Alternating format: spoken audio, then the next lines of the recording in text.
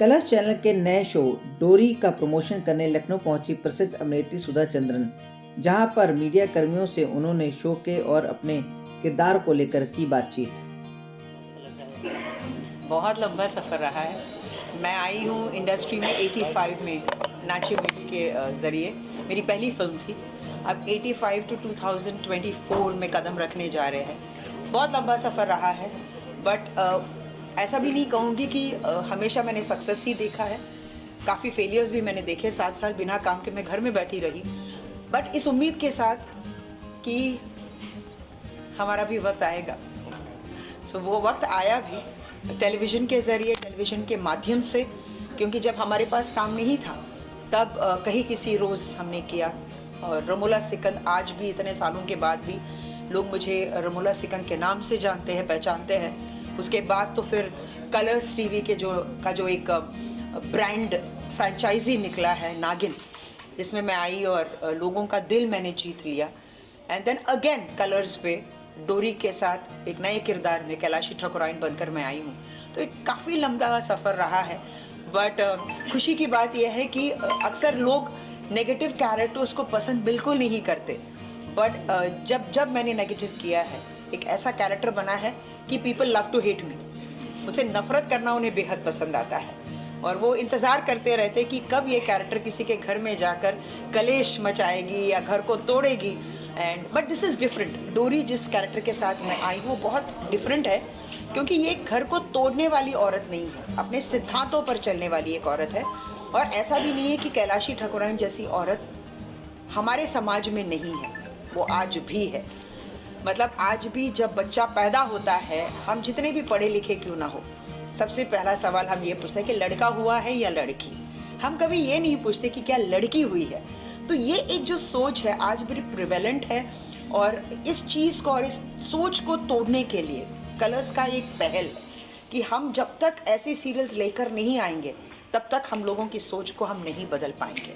तो डोरी को एनहांस करने के लिए कैलाशी ठाकुराइन जितना अत्याचार उस लड़की पर करेगी, उस बच्ची पर करेगी, उतना वो कैरेक्टर जो डोरी है वो अपने इस सोशल मैसेज को लोगों तक पहुंचा पाएगी।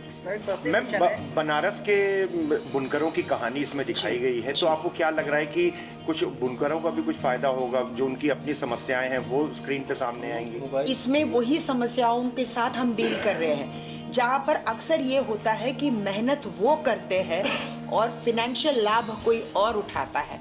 क्योंकि जब आप बुनकर बस्ती से एक साड़ी उठाते हो सकता है कि आप उन लेबरर्स को या उन बुनकर वर्कर्स को उतना पैसा नहीं देते हैं जितना वो डिज़र्व करते हैं। तो उनसे खरीदी करके जो मार्केटिंग लेवल पे वो साड़ियाँ बिकती है, उसमें बहुत अंतर है।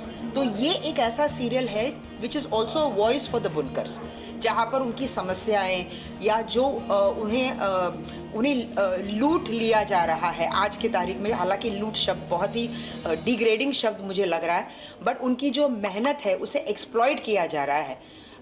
ये एक आवाज़ बनकर डोरी खड़ी रहेगी बुनकर बस्ती और बुनकर वर्कर्स के लिए। मैम, कुछ इसका समय भी चेंज है? ये नहीं, समय तो वही है, 9 बजे का ही है, बट हम मंडे टू फ्राइडे आ रहे थे। बट जो टाइम स्पैन हमारे पास आ रहा है वो ये है कि लोग 19 मिनट देख रहे हैं 22 मिनट के इस सीरियल को। इसका मतलब है कि लोग छोड़कर नहीं जा रहे, क्योंकि आज लोगों के हाथ में रिमोट है। जैसे एड्स आते तो लोग चैनल चेंज करते, फिर लौटकर आने में बहुत टाइम लगता है। तो ये एक बहुत बड़ा सक्सेस है कि डोरी ने ऑडियंस को बांध के रखा है। तो लोग ये जानना चाहते हैं कि क्योंकि कहानी बहुत फास्ट मूविंग है, यहाँ पर कोई डिली डैलिंग नहीं है, हर एपिसोड में एक नई कहानी है और हर कैरेक्टर की अपनी एक पहचान है।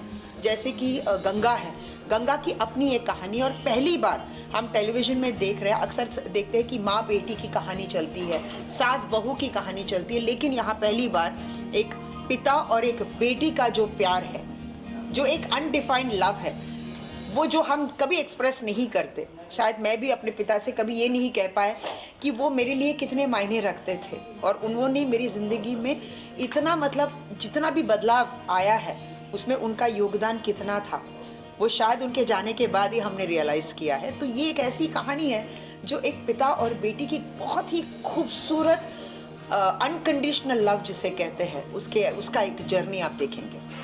मैम आपका, अगर मैं कहूँ कैरेक्टर के साथ आपका लुक भी हर एपिसोड में अलग होता है, हर सीरियल में, तो उसके लिए क्या क्या तैयारी करते हैं? खासकर इस सीरियल में बनारसी साड़ियों को लेकर भी इसमें काफ़ी दिया गया, तो उसके लेकर क्या कहें? इसमें हमने सिर्फ बनारसी साड़ियाँ ही यूज़ की है, क्योंकि जो कॉन्सेप्ट है, ये औरत, जैसे मैंने कहा कि कैलाशी ठाकुरायन का जो टैगलाइन है वो यही है कि आदमियों की पहचान उसकी गाड़ी से है और औरतों की पहचान उसकी साड़ी से है। तो वो कभी नहीं चाहती कि उसकी साड़ी पर कीचड़ लगे, इसीलिए जब वो बुनकर बस्ती भी जाती है तो कोई तो एक मजबूरी है जिसकी वजह से वो वहाँ जाती है और उसकी साड़ी पे वो जो कीचड़ है वो लग जाता है, तो जिसकी वजह से is very upset about the whole thing. But अगर हम लुक की बात करें, चूँकि मैं टेलीविज़न करती आ रही हूँ, तो जाहिर सी बात है कि आप रेपिटेटिव नहीं हो सकते, क्योंकि एज अ व्यूअर जब मैं भी देखती हूँ, किसी अपने खुद के किरदार को देखती हूँ, तो मुझे ऐसा लगता है कि बहुत मोनोटोनस लगने लगा है। तो वो एक वेरिएशन चाहते हैं जिस पे हमारी पूरी टीम ने काम किया है। It is a production house, Jay Mehta productions, plus the Colors जो चैनल है, उनका बहुत योगदान रहा है कि इस कैरेक्टर को हम ऐसा करेंगे। बहुत ही, अगर आप देखेंगे तो मैंने वो स्टिकर बिंदी भी नहीं लगाई इसमें, मैं कुमकुम लगा रही हूँ, सिंदूर लगा रही हूँ, मांग भरती हूँ और कांच के मांगड़ी। नॉर्मली हम लोग ये बैंगल्स कभी नहीं पहन सकते क्योंकि हम लाइव जाते हैं लोकेशन डायलॉग्स में, तो ये बहुत डिस्टर्बेंसेस करता है। We are not allowed to wear it, but हम ऑथेंटिसिटी को मेंटेन करते हुए हमने ग्लास के बैंगल्स पहने। सो पूरा ही हमने बहुत ऑथेंटिक रखा है, नथिंग ओवर द टॉप। और एक फैशन स्टेटमेंट में अक्सर लोग चोकर्स पहनते हैं, हमने वो चोकर्स भी अवॉइड किया है। We have kept this very long decent, बहुत ही क्लासी फैशन स्टेटमेंट ज्वेलरी हमने रखा है। और ख़ास तौर से ये नोज़ पर जो कैलाशी ठाकुराइन, मतलब हो सकता है कि उसकी सास ने उसे ऐसे स्टेटमेंट नोज रिंग, यस।